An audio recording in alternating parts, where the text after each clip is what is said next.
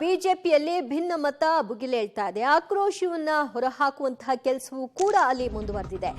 ಯಡಿಯೂರಪ್ಪ ವಿರುದ್ಧ ಹೊಳಲ್ಕೆರೆ ಶಾಸಕ ಚಂದ್ರಪ್ಪ ವಾಗ್ದಾಳಿಯನ್ನ ನಡೆಸಿದ್ದಾರೆ.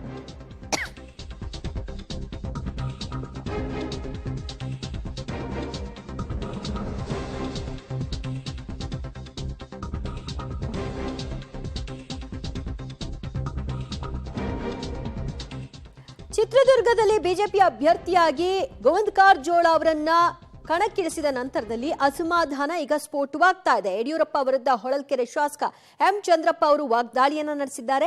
ನನ್ನ ಮಗ ರಘುಚಂದನ್ಗೆ ಟಿಕೆಟ್ ಅನ್ನ ಕೈತಪ್ಪಿಸಿದ್ದು ಯಡಿಯೂರಪ್ಪ ಅನ್ನೋ ಆರೋಪವನ್ನ ಮಾಡಿದ್ದಾರೆ.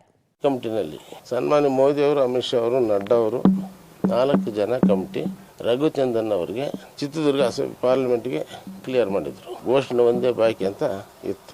ನಿನ್ನೆ ಸಾಯಂಕಾಲ ಈ ರಾಜ್ಯದ ಮಾಜಿ ಮುಖ್ಯಮಂತ್ರಿ ಆಗಿದ್ದ ಯಡಿಯೂರಪ್ಪನವರು ಗೋವಿಂದ ಕಾರಜೋಳ ಅವರಿಗೆ ಟಿಕೆಟ್ ಕೊಟ್ಟಿಲ್ಲ ಅಂದರೆ ನಾನು ಕ್ಯಾಂಪೇನೇ ಮಾಡೋದಿಲ್ಲ ಅಂತ ನಡ್ಡಾ ಅವರಿಗೆ, ಅಮಿತ್ ಶಾ ಅವ್ರಿಗೆ ಫೋನ್ ಮಾಡಿ